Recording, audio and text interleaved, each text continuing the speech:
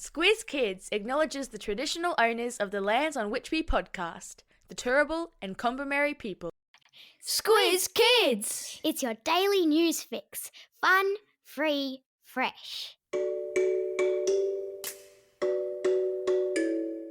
Hello and welcome to Squiz Kids Today, your fresh take on what's happening in the world around you. I'm Bryce Corbett. It's Monday, May 12. In Squiz Kids Today, tension flares in India. Pope Leo is in the house. 50-year-old spaceship crashes to Earth. And here comes the Milkshake Man. That's what's making news, kid style. The Lowdown. Aussie cricketers were bundled onto an emergency flight out of India yesterday as tensions there between the world's most populous country and its neighbour ratcheted up a notch. Whoa, slow down there, cowboy. It's a Monday, and that's a lot to take in. So, let's break it down. India is the world's most populous country, meaning it has more people in it than any other country in the world. To its north, it shares a border with a country called Pakistan, and they haven't always been the best of friends. In the past month, relations between the two countries have gone from not great to really quite bad. So much so that fighting has broken out on the border. And over the weekend, despite a ceasefire being negotiated, there was still more fighting, leading to lots of people around the world watching on nervously, and an emergency flight being organised for Australian cricketers currently playing in the Indian Premier League. Let's hope they manage to work it out. It's going to be a big day in Canberra today as the new-ish Prime Minister, Anthony Albanese, announces his ministry. I say new-ish because he's back for a second go at the top job. Remember the election we had last weekend? So, what's a ministry, I hear you ask? In politics speak, it's the group of people from a political party who are given a handful of top jobs in the government. So, someone to be Minister for Education, for example, someone to be Minister for Health, and someone to be Minister for the Arts. You get the drift.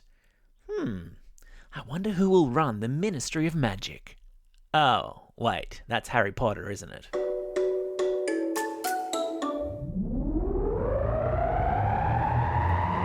Spin the globe.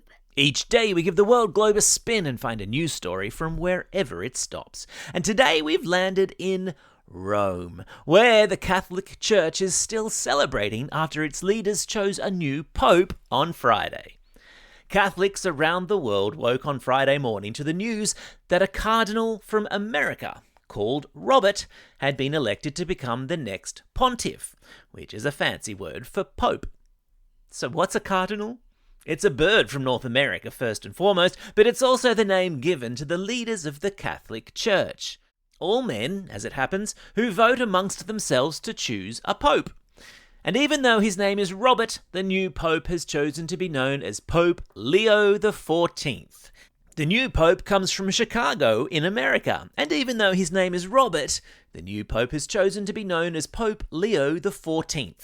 And he said that he wants to focus on the impact that AI, or artificial intelligence, is going to have on the world. How very modern.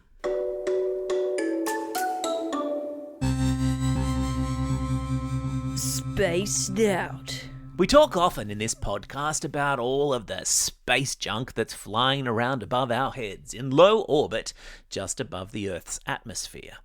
Well, a great big thumping reminder of just how much space junk there is came crashing down to Earth on the weekend when a Russian spaceship, which blasted off 53 years ago and was supposed to fly to Venus but never made it, splashed down in the ocean just to the west of Indonesia.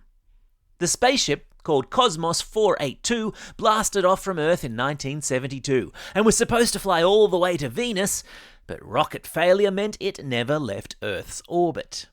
And you think the litter problem in your schoolyard is bad? Wrap your little heads around this.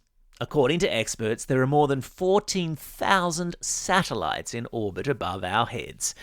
And only 11,000 of them are working, with the other 3,000 or so considered space junk. Maybe we ought to get up there and organise a cleanup.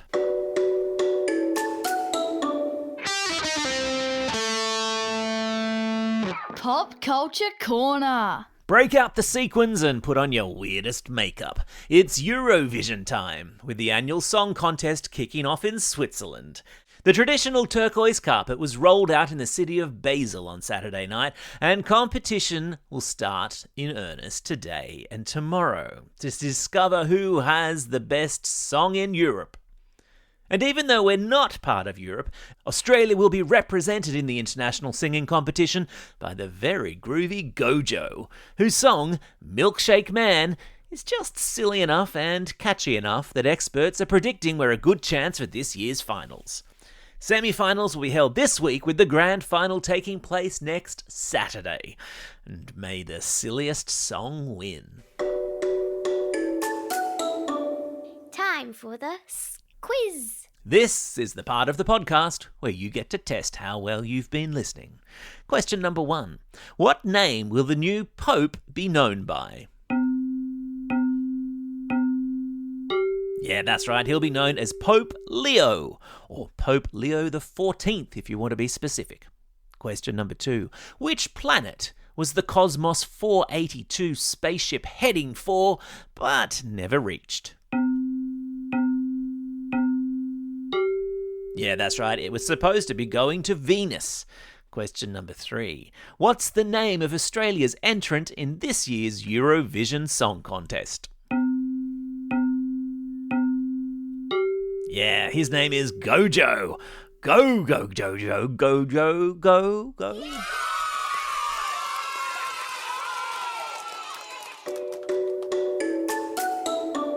Shout-outs. It's Monday, May 12. Skateboarding legend Tony Hawk's birthday, my dad's birthday, happy birthday, Dad, and the start of Australian Fashion Week. Frock on. Today is also a special day for these Squiz kids celebrating a birthday today and tomorrow. Harvey, Oliver and Vincent from Forest Lake, Marvy from Middleton Grange, James from Bonnyrigg, Maddie from Canberra, Edie from Bundanoon, Annie from Jerilderie, Ebony from Jindabyne, Riley from Wagga Wagga, gosh there's lots of you today and tomorrow, Kiara from Vermont South, Alayla from Yass, Jayla from Parabadoo, Emily from Singleton, Edward from Picton, Joe from Bridgeman Downs, Raphael from Eleonora, and Rachel and Brooks, who are listening all the way over there in Cambridge, in England. Ooh, I hope spring has sprung and the sun is out. Belated birthday shout-outs also go to Ash from Greensborough, Roxy from Mount Isa, Fiona J from Melbourne, Rory, Elvie, Josephine, Ollie V and Ella, who are all from Exeter, and Alexandra, who's listening over there in Lausanne in Switzerland. Ah, how lovely. Have some chocolate for me. Classroom shout-outs today will go to Class 2K with Mrs. Cooler at Excelsior Public School in Castle Hill, to Year 6 with Miss Driver at Tent Hill Lower State School, Class 5W with Mrs. Weir at St Aidan's Anglican Girls' School in Brisbane, and Class 4MH with Mrs. Hoyne at Montrose Primary School. And a reminder, all classroom shout-out requests we receive during the month of May will go into a draw to have me pay a virtual visit to your classroom. That's right, I'll beam into the classroom of one lucky school that submits its classroom shout-out this month. And I might have a book pack under my arm to give away too. And a special shout-out to my friends at Exeter Public School who have been very busy on the classroom shout-out request front. Otherwise, don't forget, if you've got a birthday coming up and you want a shout-out, or if you're after a classroom shout-out, drop us a line at squizkids@thesquiz.com.au or fill out the form on our website. Well, that's all we have time for. Thanks for listening to Squiz Kids today. We'll be back again tomorrow with a Squiz the World episode on the excellent country of Morocco. In the meantime, get out there and have a most excellent day. Over and out.